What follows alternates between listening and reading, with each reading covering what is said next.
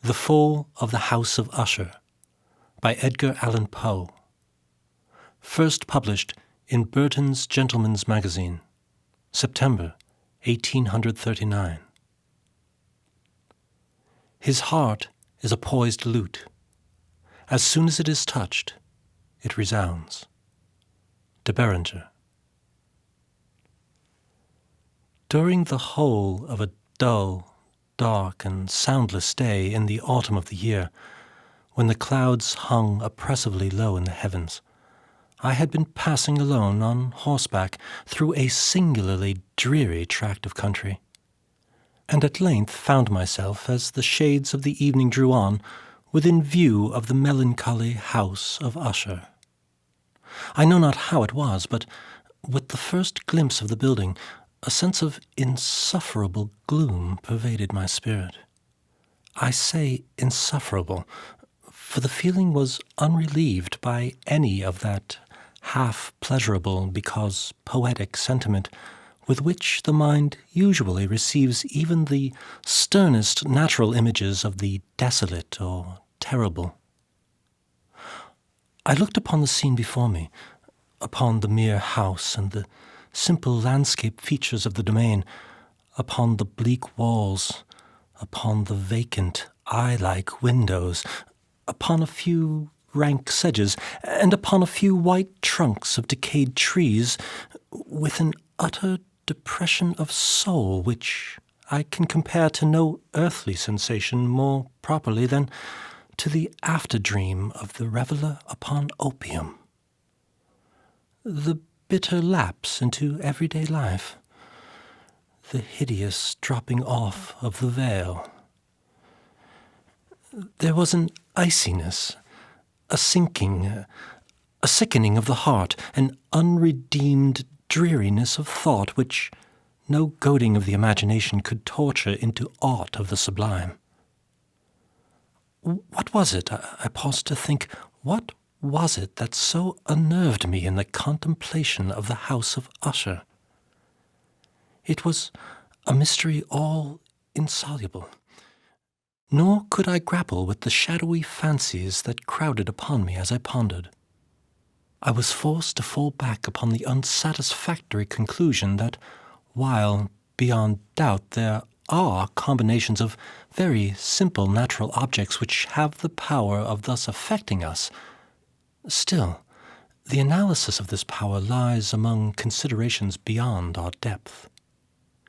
It was possible, I reflected, that a mere different arrangement of the particulars of the scene, of the details of the picture, would be sufficient to modify or perhaps to annihilate its capacity for sorrowful impression. And, acting upon this idea, I reined my horse to the precipitous brink of a black and lurid tarn that lay in unruffled lustre by the dwelling, and gazed down, but with a shudder even more thrilling than before, upon the remodelled and inverted images of the grey sedge, and the ghastly tree stems, and the vacant and eye-like windows. Nevertheless, in this mansion of gloom I now proposed to myself a sojourn of some weeks. Its proprietor, Roderick Usher, had been one of my boon companions in boyhood, but many years had elapsed since our last meeting. A letter, however, had lately reached me in a distant part of the country, a letter from him, which, in its wildly importunate nature, had admitted of no other than a personal reply. The message gave evidence of nervous agitation. The writer spoke of acute bodily illness, of a mental disorder which oppressed him, and of an earnest desire to see me as his best and indeed his only personal friend, with a view of attempting by the cheerfulness of my society some alleviation of his malady. It was the manner in which all this and much more was said, it was the apparent heart that went with his request, which allowed me no room for hesitation. And I accordingly obeyed forthwith what I still considered a very singular summons. Although as boys we had been even intimate associates, yet I really knew little of my friend. His reserve had been always excessive and habitual. I was aware, however, that his very ancient family had been noted time out of mind for a peculiar sensibility of temperament, displaying itself through long ages in many works of exalted art, and manifested of late in repeated deeds of munificent yet unobtrusive charity, as well as in a passionate devotion to the intricacies, perhaps even more than to the orthodox and easily recognizable beauties, of musical science. I had learned, too, the very remarkable fact that the stem of the Usher race, all time-honored as it was, had put forth at no period any enduring branch. In other words, that the entire family lay in the direct line of descent, and had always, with very trifling and very temporary variation, so lain. It was this deficiency, I considered, while running over in thought the perfect keeping of the character of the premises with the accredited character of the people, and while speculating upon the possible influence which the one, in the long lapse of centuries, might have exercised upon the other. It was this deficiency, perhaps, of collateral issue, and the consequent undeviating transmission from sire to son of the patrimony with the name, which had, at length, so identified the two as to merge the original title of the estate in the quaint and equivocal appellation of the House of Usher. An appellation which seemed to include, in the minds of the peasantry who used it, both the family and the family mansion. I have said that the sole effect of my somewhat childish experiment, that of looking down within the tarn, had been to deepen the first singular impression. There can be no doubt that the consciousness of the rapid increase of my superstition, for why should I not so term it, served mainly to accelerate the increase itself. Such, I have long known, is the paradoxical law of all sentiments having terror as a basis. And it might have been for this reason only that, when I again uplifted my eyes to the house itself, from its image in the pool, there grew in my mind a strange fancy. A fancy so ridiculous indeed that I but mention it to show the vivid force of the sensations which oppressed me. I had so worked upon my imagination as really to believe that about the whole mansion and domain there hung an atmosphere peculiar to themselves and their immediate vicinity. An atmosphere which had no affinity with the air of heaven, but which had reeked up from the decayed trees and the grey wall and the silent tarn, a pestilent and mystic vapour, dull, sluggish, faintly discernible, and leaden-hued. Shaking off from my spirit what must have been a dream, I scanned more narrowly the real aspect of the building. Its principal feature seemed to be that of an excessive antiquity. The discoloration of ages had been great. Minute fungi overspread the whole exterior, hanging in a fine tangled webwork from the eaves. Yet all this was apart from any extraordinary dilapidation. No portion of the masonry had fallen, and there appeared to be a wild inconsistency between its still perfect adaptation of parts and the crumbling condition of the individual stones. In this there was much that reminded me of the specious totality of old woodwork which has rotted for long years in some neglected vault, with no disturbance from the breath of the external air. Beyond this indication of extensive decay, however, the fabric gave little token of instability. Perhaps the eye of a scrutinizing observer might have discovered a barely perceptible fissure which, extending from the roof of the building in front, made its way down the wall in a zigzag direction until it became lost in the sullen waters of the tarn. Noticing these things, I rode over a short causeway to the house. A servant in waiting took my horse, and I entered the Gothic archway of the hall. A valet of stealthy step thence conducted me in silence through many dark and intricate passages in my progress to the studio of his master.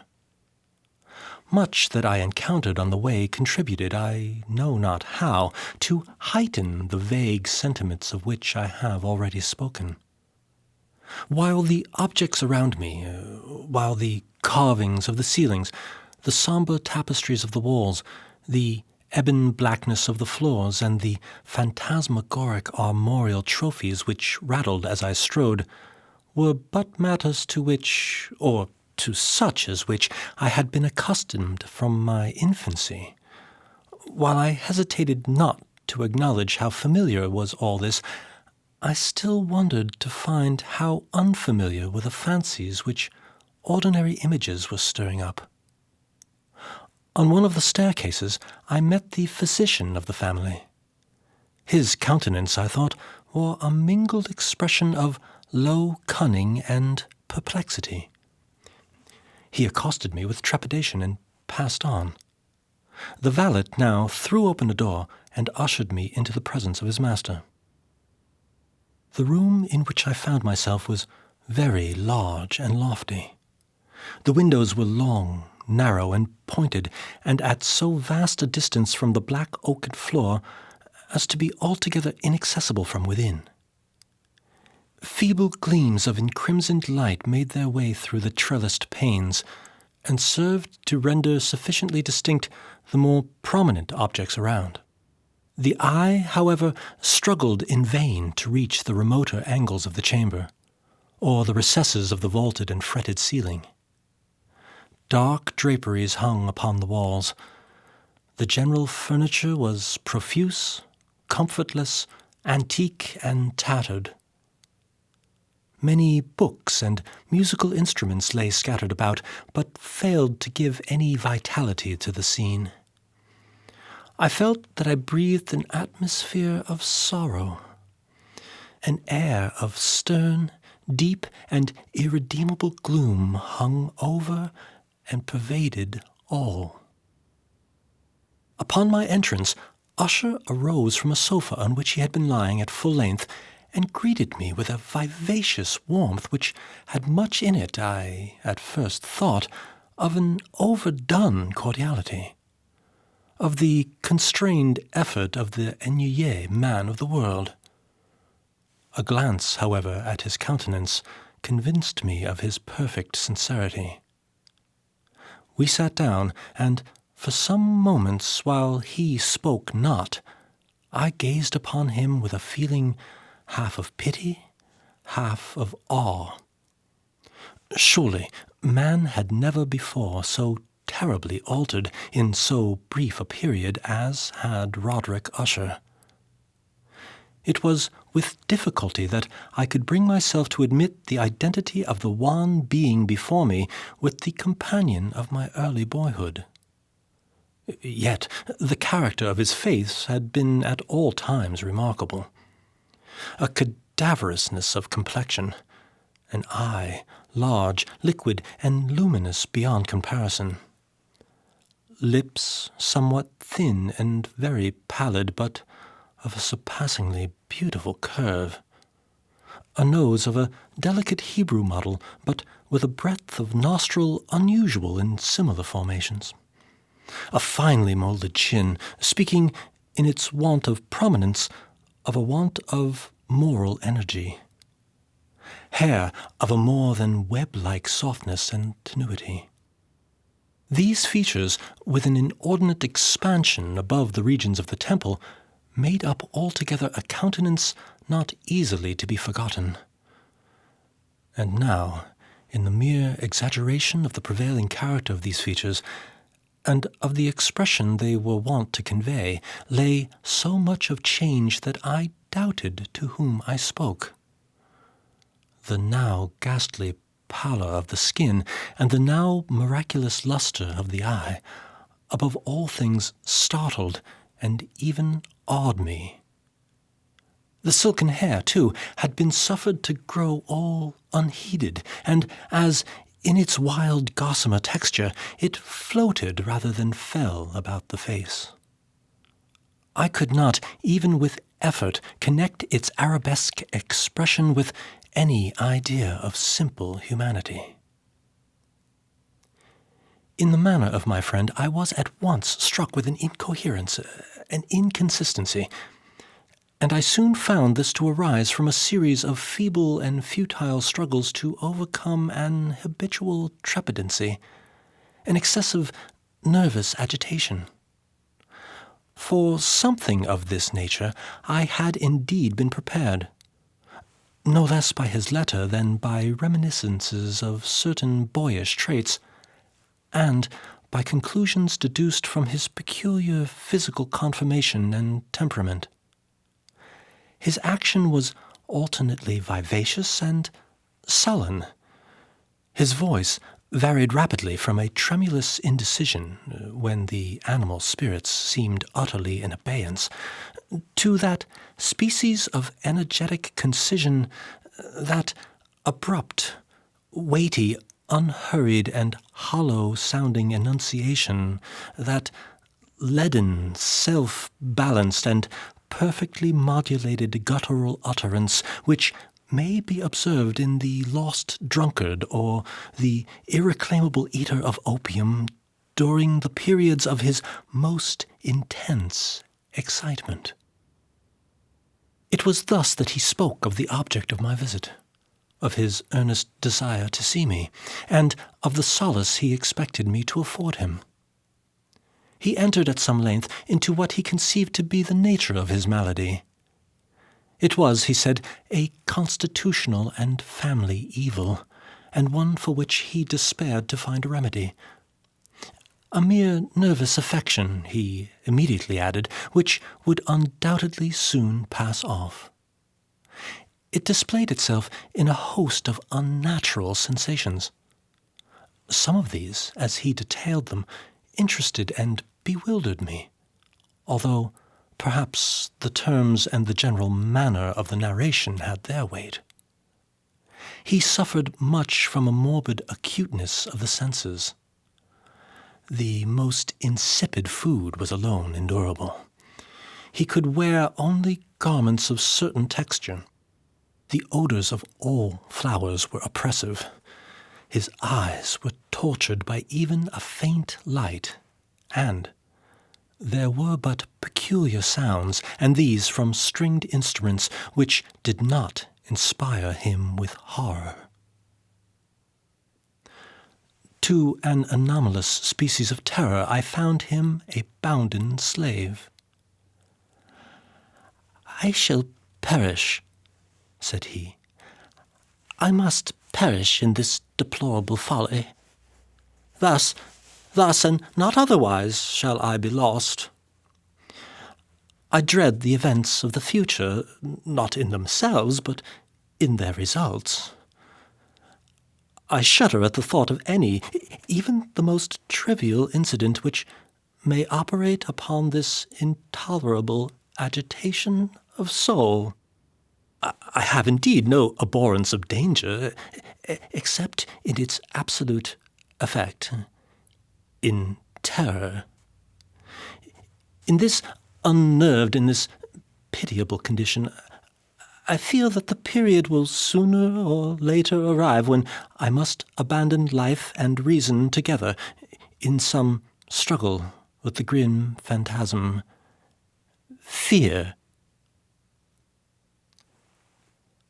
I learned, moreover, at intervals and through broken and equivocal hints, another singular feature of his mental condition. He was enchained by certain superstitious impressions in regard to the dwelling which he tenanted, and whence, for many years, he had never ventured forth.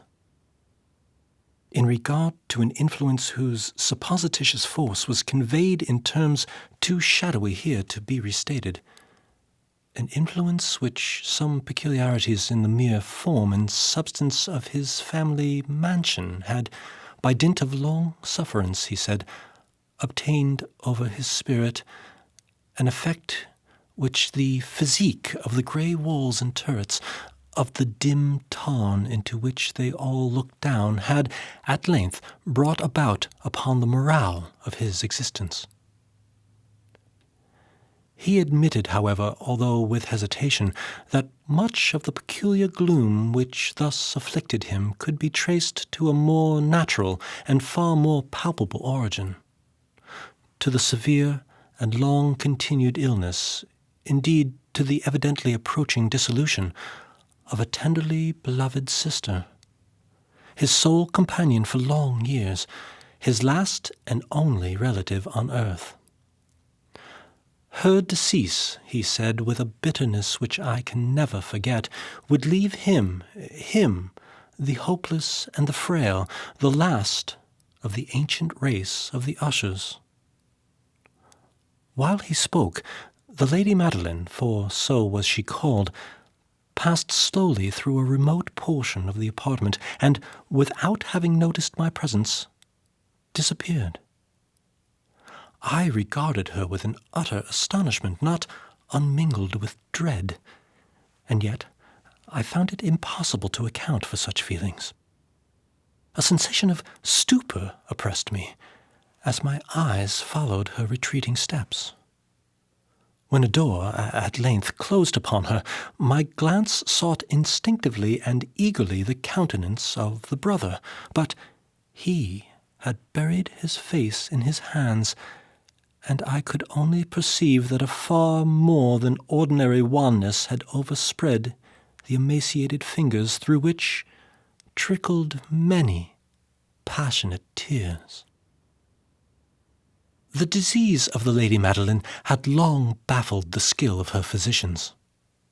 A settled apathy, a gradual wasting away of the person, and frequent, although transient, affections of a partially cataleptic character were the unusual diagnosis. Hitherto she had steadily borne up against the pressure of her malady, and had not betaken herself finally to bed, but on the closing in of the evening of my arrival at the house, she succumbed, as her brother told me at night with inexpressible agitation, to the prostrating power of the destroyer. And I learned that the glimpse I had obtained of her person would thus probably be the last I should obtain, that the lady, at least while living, would be seen by me no more. For several days ensuing, her name was unmentioned by either Usher or myself, and during this period I was busied in earnest endeavors to alleviate the melancholy of my friend. We painted and read together, or I listened, as if in a dream, to the wild improvisations of his speaking guitar. And thus, as a closer and still closer intimacy admitted me more unreservedly into the recesses of his spirit, the more bitterly did I perceive the futility of all attempt at cheering a mind from which darkness, as if an inherent positive quality, poured forth upon all objects of the moral and physical universe in one unceasing radiation of gloom. I shall ever bear about me a memory of the many solemn hours I thus spent alone with the master of the house of Usher. Yet I should fail in any attempt to convey an idea of the exact character of the studies, or of the occupations in which he involved me or led me the way. An excited and highly distempered ideality threw a sulphureous luster over all. His long improvised dirges will ring forever in my ears. Among other things, I hold painfully in mind a certain singular perversion and amplification of the wild air of the last waltz of von Weber. From the paintings over which his elaborate fancy brooded, and which grew touch by touch, into vaguenesses at which I shuddered the more thrillingly, because I shuddered knowing not why. From these paintings, vivid as their images now are before me, I would in vain endeavour to educe more than a small portion which should lie within the compass of merely written words. By the utter simplicity, by the nakedness of his designs, he arrested and overawed attention. If ever mortal painted an idea, that mortal was Roderick Usher. For me, at least, in the circumstances then surrounding me, there arose, out of the pure abstractions which the hypochondriac contrived to throw upon his canvas, an intensity of intolerable awe, no shadow of which felt I ever yet in the contemplation of the certainly glowing yet too concrete reveries of Fuseli. One of the phantasmagoric conceptions of my friend, partaking not so rigidly in the spirit of abstraction, may be shadowed forth, although feebly, in words. A small picture presented the interior of an immensely long and rectangular vault or tunnel, with low walls, smooth, white, and without interruption or device. Certain accessory points of the design served well to convey the idea that this excavation lay at an exceeding depth below the surface of the earth. No outlet was observed in any portion of its vast extent, and no torch or other artificial source of light was discernible. Yet a flood of intense rays rolled throughout, and bathed the whole in a ghastly and inappropriate splendor. I have just spoken of that morbid condition of the auditory nerve which rendered all music intolerable to the sufferer, with the exception of certain effects of stringed instruments. It was, perhaps, the narrow limits to which he thus confined himself upon the guitar, which gave birth, in great measure, to the fantastic character of his performances. But the fervid facility of his impromptus could not be so accounted for. They must have been, and were, in the notes as well as in the words of his wild fantasias, for he not unfrequently accompanied himself with rhymed verbal improvisations, the result of that intense mental collectedness and concentration to which I have previously alluded as observable only in particular moments of the highest artificial excitement. The words of one of these rhapsodies I have easily remembered. I was, perhaps, the more forcibly impressed with it as he gave it, because in the under or mystic current of its meaning, I fancied that I perceived, and for the first time, a full consciousness on the part of Usher of the tottering of his lofty reason upon her throne. The verses, which were entitled The Haunted Palace, ran very nearly, if not accurately, thus. In the greenest of our valleys, by good angels tenanted, once a fair and stately palace, radiant palace reared its head. In the monarch thought's dominion, it stood there. Never seraph spread a pinion over fabric half so fair. Banners yellow, glorious, golden, on its roof did float and flow. This, all this was in the olden time long ago, and every gentle air that dallied in that sweet day along the ramparts plumed and pallid, a winged odour went away.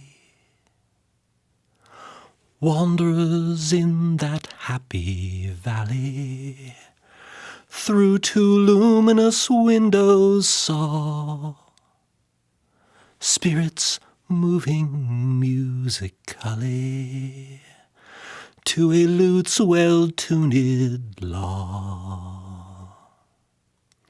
Round about a throne where sitting Porphyrogene, in state his glory well befitting, the ruler of the realm was seen, and all with pearl and ruby glowing was the fair palace door, through which came flowing, and sparkling evermore a troop of echoes whose sweet duty was but to sing in voices of surpassing beauty the wit and wisdom of their king. But evil things in robes of sorrow assailed the monarch's high estate. Ah, let us mourn, for never morrow shall dawn upon him desolate. And round about his home the glory that blushed and bloomed is but a dim remembered story of the old time entombed. And travellers now within that valley through the red-litten windows see vast forms that move fantastically to a discordant melody, while like a rapid ghastly river through the pale door a hideous throng rush out forever, and laugh but smile no more. I well remember that suggestions arising from this ballad led us into a train of thought wherein there became manifest an opinion of Usher's which I mention not so much on account of its novelty, for other men have thought thus, as on account of the pertinacity with which he maintained it. This opinion, in its general form, was that of the sentience of all vegetable things. But, in his disordered fancy, the idea had assumed a more daring character, and trespassed under certain conditions upon the kingdom of inorganization. I lack words to express the full extent or the earnest abandon of his persuasion. The belief, however, was connected, as I have previously hinted, with the grey stones of the home of his forefathers. The conditions of the sentience had been here, he imagined, fulfilled in the method of collocation of these stones, in the order of their arrangement, as well as in that of the many fungi which overspread them, and of the decayed trees which stood around. above all, in the long, undisturbed endurance of this arrangement, and in its reduplication in the still waters of the Tarn.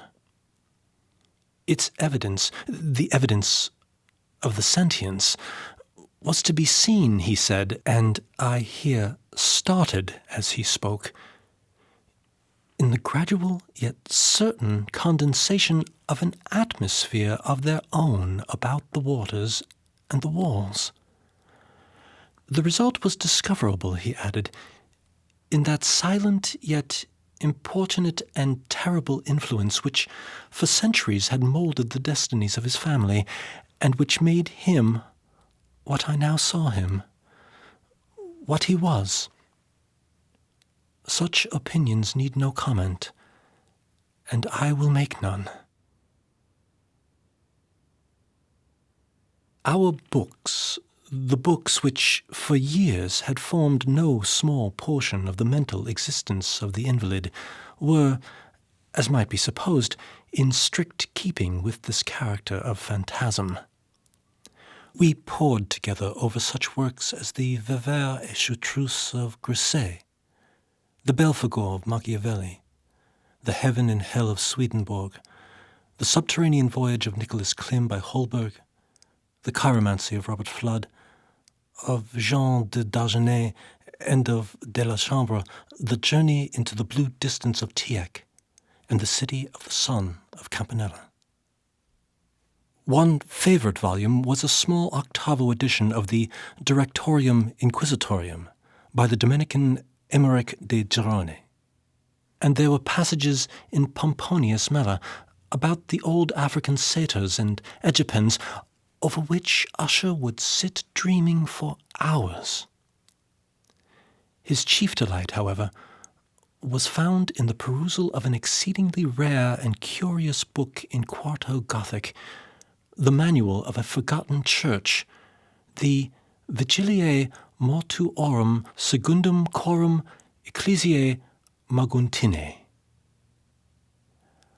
I could not help thinking of the wild ritual of this work, and of its probable influence upon the hypochondriac, when, one evening, having informed me abruptly that the Lady Madeline was no more, he stated his intention of preserving her corpse for a fortnight, previously to its final interment, in one of the numerous vaults within the main walls of the building.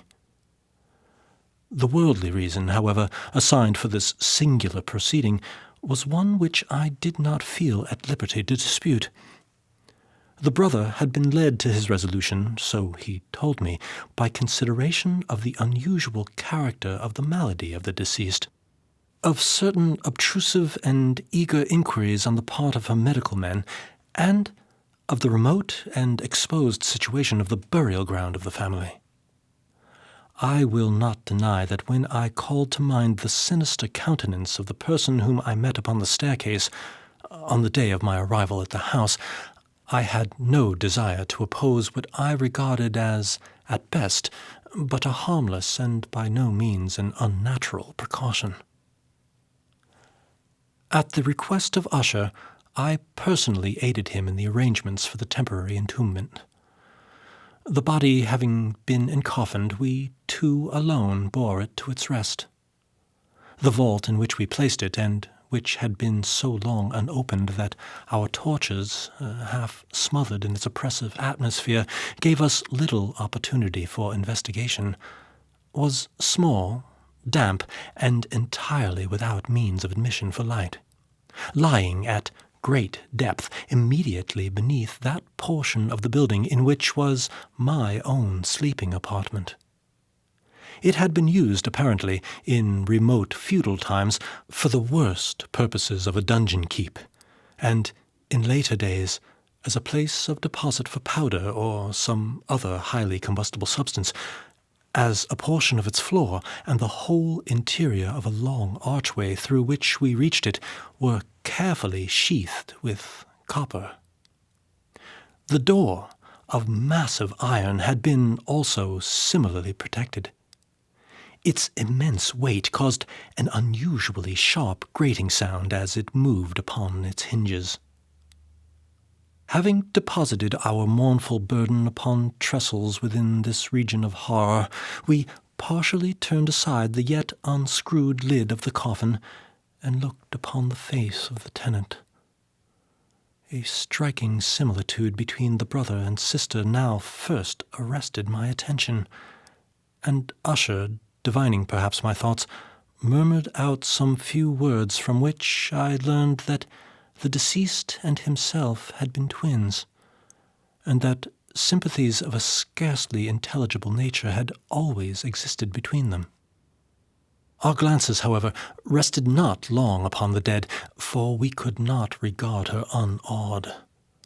The disease, which had thus entombed the lady in the maturity of youth, had left, as usual in all maladies of a strictly cataleptical character, the mockery of a faint blush upon the bosom and the face, and that suspiciously lingering smile upon the lip which is so terrible in death. We replaced and screwed down the lid, and, having secured the door of iron, made our way with toil into the scarcely less gloomy apartments of the upper portion of the house. And now, some days of bitter grief having elapsed, an observable change came over the features of the mental disorder of my friend. His ordinary manner had vanished. His ordinary occupations were neglected or forgotten. He roamed from chamber to chamber with hurried, unequal, and objectless step.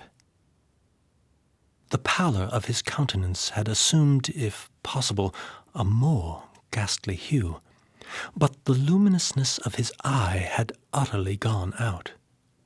The once occasional huskiness of his tone was heard no more, and a tremulous quaver, as if of extreme terror, habitually characterized his utterance. There were times, indeed, when I thought his unceasingly agitated mind was laboring with some oppressive secret, to divulge which he struggled for the necessary courage. At times, again, I was obliged to resolve all into the mere inexplicable vagaries of madness, for I beheld him gazing upon vacancy for long hours, in an attitude of the profoundest attention, as if listening to some imaginary sound. It was no wonder that his condition terrified, that it infected me. I felt creeping upon me by slow yet certain degrees the wild influences of his own fantastic yet impressive superstitions. It was especially upon retiring to bed late in the night of the 7th or 8th day after placing the Lady Madeline within the dungeon that I experienced the full power of such feelings. Sleep came not near my couch, while the hours waned and waned away. I struggled to reason off the nervousness which had dominion over me. I endeavored to believe that much, if not all, of what I felt was due to the bewildering influence of the gloomy furniture of the room, of the dark and tattered draperies which, tortured into motion by the breath of a rising tempest, swayed fitfully to and fro upon the walls, and rustled uneasily about the decorations of the bed. But my efforts were fruitless. An irrepressible tremor gradually pervaded my frame, and at length there sat upon my very heart an incubus of utterly causeless alarm. Shaking this off with a gasp and a struggle, I uplifted myself upon the pillows, and, peering earnestly within the intense darkness of the chamber, hearkened.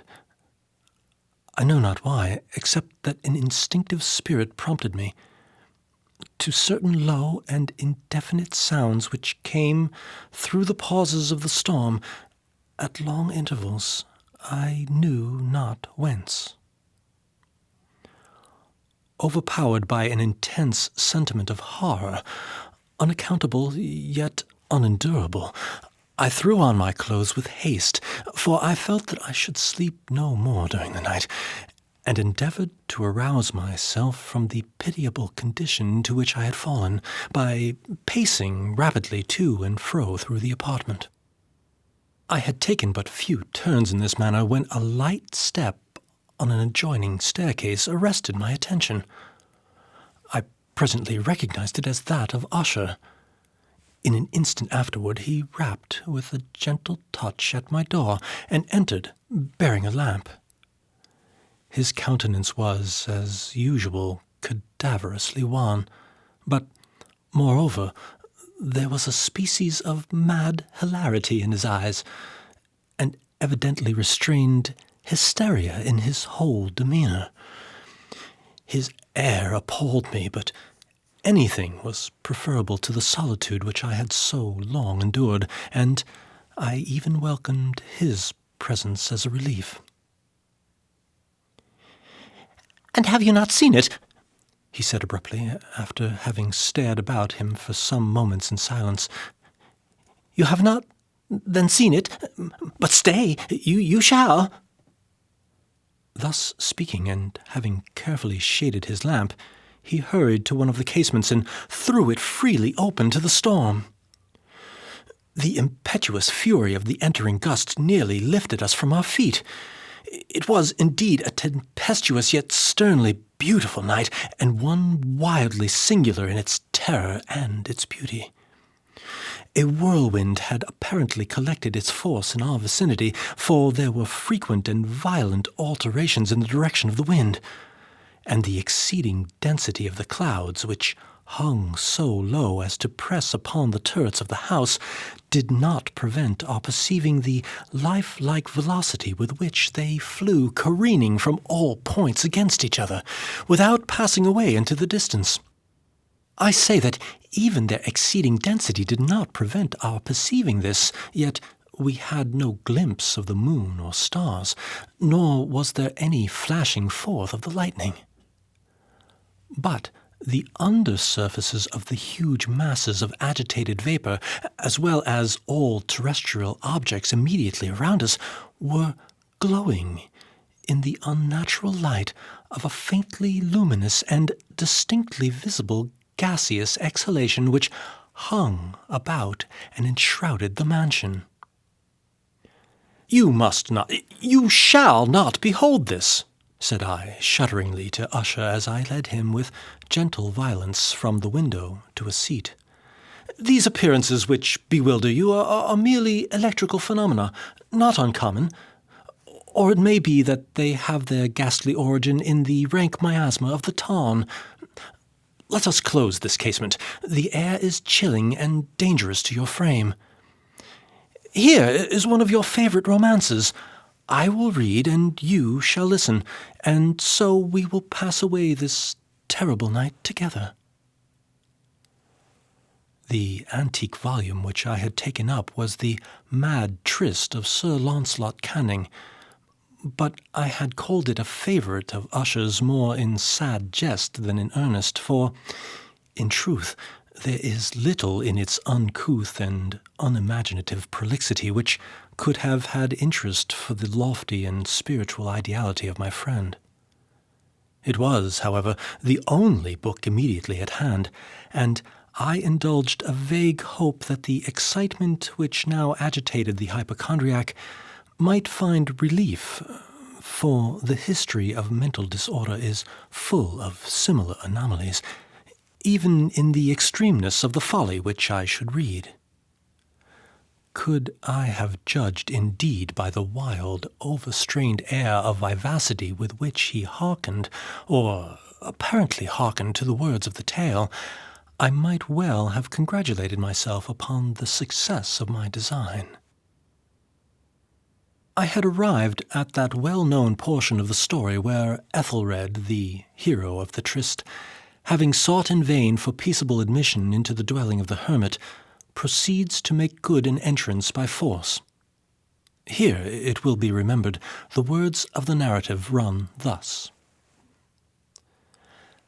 "And Ethelred, who was by nature of a doughty heart, and who was now mighty withal, on account of the powerfulness of the wine which he had drunken, waited no longer to hold parley with the hermit, who, in sooth, was of an obstinate and maliceful turn. But, feeling the rain upon his shoulders, and fearing the rising of the tempest, uplifted his mace outright, and, with blows, made quickly room in the plankings of the door for his gauntleted hand. And now, pulling therewith sturdily, he so cracked and ripped and tore all asunder that the noise of the dry and hollow-sounding wood alarumed and reverberated throughout the forest. At the termination of this sentence I started, and for a moment paused, for it appeared to me, although I at once concluded that my excited fancy had deceived me, it appeared to me that from some very remote portion of the mansion there came, indistinctly to my ears, what might have been, in its exact similarity of character, the echo, but a stifled and dull one certainly, of the very cracking and ripping sound which Sir Launcelot had so particularly described. It was, beyond doubt, the coincidence alone which had arrested my attention, for amid the rattling of the sashes of the casements and the ordinary commingled noises of the still increasing storm, the sound in itself had nothing, surely, which should have interested or disturbed me. I continued the story. But the good champion Ethelred, now entering within the door, was sore enraged and amazed to perceive no signal of the maliceful hermit. But, in the stead thereof, a dragon of a scaly and prodigious demeanour, and of a fiery tongue, which sat in guard before a palace of gold, with a floor of silver, and upon the wall there hung a shield of shining brass, with this legend enwritten: Who entereth herein, a conqueror hath been. Who slayeth the dragon, the shield he shall win. And Ethelred uplifted his mace and struck upon the head of the dragon, which fell before him, and gave up his pesty breath, with a shriek so horrid and harsh, and withal so piercing, that Ethelred had fain to close his ears with his hands against the dreadful noise of it, the like whereof was never before heard. Here again I paused abruptly, and now with a feeling of wild amazement, for there could be no doubt whatever that in this instance I did actually hear, although from what direction it proceeded I found it impossible to say, a low and apparently distant but harsh, protracted, and most unusual screaming or grating sound, the exact counterpart of what my fancy had already conjured up for the dragon's unnatural shriek as described by the romancer.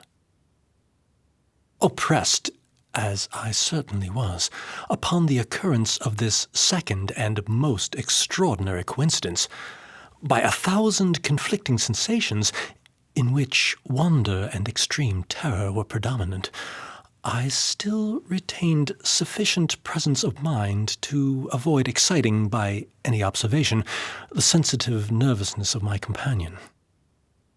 I was by no means certain that he had noticed the sounds in question, although assuredly a strange alteration had, during the last few minutes, taken place in his demeanour. From a position fronting my own, he had gradually brought round his chair so as to sit with his face to the door of the chamber, and thus I could but partially perceive his features, although I saw that his lips trembled as if he were murmuring inaudibly. His head had dropped upon his breast, yet I knew that he was not asleep, from the wide and rigid opening of the eye as I caught a glance of it in profile. The motion of his body, too, was at variance with this idea, for he rocked from side to side with a gentle yet constant and uniform sway. Having rapidly taken notice of all this, I resumed the narrative of Sir Launcelot, which thus proceeded. And now the champion, having escaped from the terrible fury of the dragon, bethinking himself of the brazen shield and of the breaking up of the enchantment which was upon it, removed the carcass from out of the way before him, and approached valorously over the silver pavement of the castle to where the shield was upon the wall, which in sooth tarried not for his full coming, but fell down at his feet upon the silver floor with a mighty, great, and terrible ringing sound. No sooner had these syllables passed my lips than, as if a shield of brass had indeed at the moment fallen heavily upon a floor of silver, I became aware of a distinct, hollow, metallic, and clangorous, yet apparently muffled reverberation. Completely unnerved, I leaped to my feet, but the measured rocking movement of Usher was undisturbed. I rushed to the chair in which he sat. His eyes were bent fixedly before him, and throughout his whole countenance there reigned a stony rigidity. But as I placed my hand upon his shoulder, there came a strong shudder over his whole person. A sickly smile quivered about his lips, and I saw that he spoke in a low, hurried, and gibbering murmur, as if unconscious of my presence. Bending closely over him, I at length drank in the hideous import of his words. "Not hear it? Yes, I hear it, and have heard it. Long, long, long, many minutes, many hours, many days have I heard it, yet I dared not. Oh, pity me, miserable wretch that I am! I dared not. I dared not speak. We have put her living in the tomb. Said I not that my senses were acute? I now tell you that I heard her first feeble movements in the hollow coffin. I heard them many, many days ago, yet I dared not. I dared not speak. And now, tonight, Ethelred, the breaking of the hermit's door, and the death cry of the dragon, and the clangor of the shield. Say rather, the rending of her coffin, and the grating of the iron hinges of her prison, and her struggles within the coppered archway of the vault. Oh, whither shall I fly? Will she not be here anon? Is she not hurrying to upbraid me for my haste? Have I not heard her footstep on the stair? Do I not distinguish that heavy and horrible beating of her heart? Madman! Here he sprang furiously to his feet and shrieked out his syllables as if in the effort he were giving up his soul. Madman! I tell you that she now stands without the door! As if in the superhuman energy of his utterance there had been found the potency of a spell, the huge antique panels to which the speaker pointed threw slowly back upon the instant their ponderous and ebony jaws. It was the work of the rushing gust, but then, without those doors, there did stand the lofty and enshrouded figure of the Lady Madeline of Usher. There was blood upon her white robes, and the evidence of some bitter struggle upon every portion of her emaciated frame. For a moment she remained trembling and reeling to and fro upon the threshold. Then, with a low, moaning cry, fell heavily inward upon the person of her brother, and in her violent and now final death agonies bore him to the floor, a corpse, and a victim to the terrors he had anticipated. From that chamber and from that mansion I fled aghast.